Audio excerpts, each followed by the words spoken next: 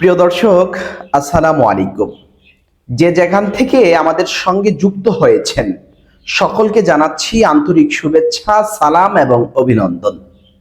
প্রিয় দর্শক, বিএনপির সিদ্ধান্ত স্পষ্ট, জাতীয় নির্বাচনের দিনেই হতে হবে গণভোট। সাফ পরিষ্কার বিএনপির পক্ষ থেকে জানিয়ে দেওয়া হলো।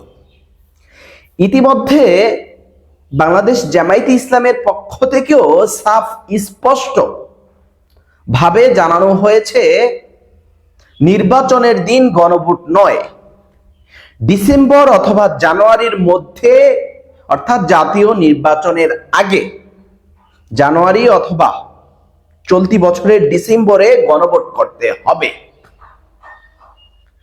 আমি বলবো ডক্টর মোহাম্মদ ইউনূস একটা ম্যাথুকুলাসলি ডিজাইনের মধ্য দিয়ে বিএনপির রাজনীতিটা শেষ করে দেওয়ার একটা প্ল্যানিং মনে হয় করছে। আমার কাছে কেন জানি ধারণা আসছে। আমি দেখতে পারলাম গণভোটের জন্য, অর্থাৎ গণভোট করার জন্য নির্বাচনের আগেই, অর্থাৎ জানুয়ারি বা চলতি বছরের নভেম্বর অথবা ডিসেম্বরের মধ্যে নির্বাচন অর্থাৎ গণভোটটি করার জন্য জামায়াত আন্দোলনে যাচ্ছে একটা ম্যাটিকুলাসলি ডিজাইনে, বিএনপির মাজা ভেঙে দেওয়ার জন্য, বিএনপিকে ধ্বংস করার জন্য, বিএনপিকে শেষ করার জন্য জামায়াতে ইসলাম এই প্ল্যানে আগাচ্ছে। আমি বলবো অন্তর্বর্তীকালীন সরকার যদি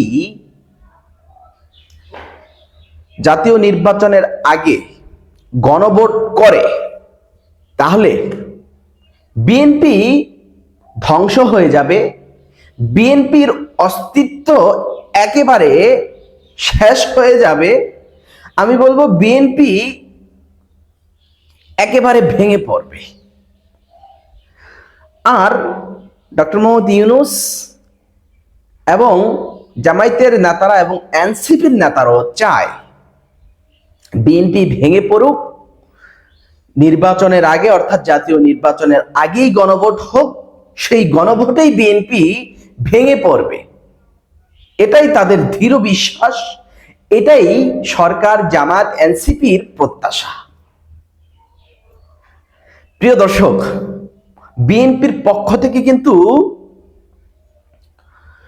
বেশ কয়েকদিন ধরেই কিন্তু বেশ উচ্চ স্বরে, বেশ হুঁশিয়ারি দিয়ে কিন্তু বলা হয়েছে নির্বাচনের আগে কখনোই গণভোট হবে না।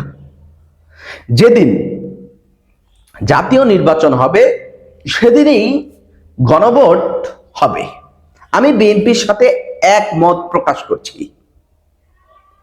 দেশে যদি নির্বাচনের আগে যদি আরেকটি গণভোট হয় তাহলে পুরো দেশে চলবে একটা প্রহসনের নির্বাচন, পুরো দেশ চলবে একটা অরাজকর পরিস্থিতির মাধ্যমে, পুরো দেশে জ্বলবে আগুন, পুরো দেশ থাকবে থমথমে। আরে ভাই, আওয়ামী লীগ ছাড়া এই সরকার নির্বাচন করার একটা প্ল্যানিং করছে। আওয়ামী লীগ জাতীয় পার্টি 14 দলকে ছাড়া যদি সরকার নির্বাচন করে, নির্বাচন অনুষ্ঠান করে, তাহলে সরকার তো এমনিতেই একটা বিপদে পড়বে। আবার গণভোট নিয়ে কখন দৌড়াবে জানি না।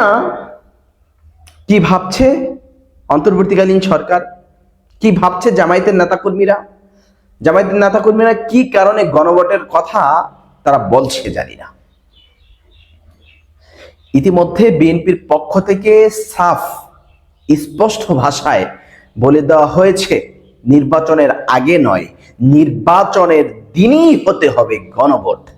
অন্যদিকে জামায়াতে ইসলামের পক্ষ থেকে বলা হয়েছে চলতি বছরের ডিসেম্বরে না হয় 2026 সালের জানুয়ারি মাসেই হতে হবে গণভোট, অর্থাৎ জাতীয় নির্বাচনের আগে সরকারকে গণভোট করতে হবে। রাজনীতির মাঠে বিএনপি এবং জামায়াতের মধ্যে গণভোট নিয়ে একটা সাংঘর্ষিক, একটা দূরত্ব, একটা ফাটল, একটা দ্বন্দ্ব তৈরি হয়েছে। এই গণভোট নিয়ে প্রিয় দর্শক আপনাদের মূল্যবান মতামত কি? প্রিয় দর্শক, আপনাদের মূল্যবান মতামত আমাদের কাছে খুবই গুরুত্বপূর্ণ, খুবই গুরুত্বপূর্ণ, আবারও বলছি খুবই গুরুত্বপূর্ণ। তাই আমি আপনাকে রিকোয়েস্ট করব,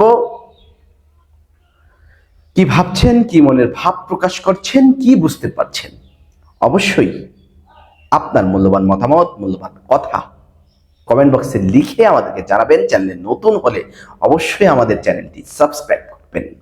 ধন্যবাদ। আসসালামু আলাইকুম।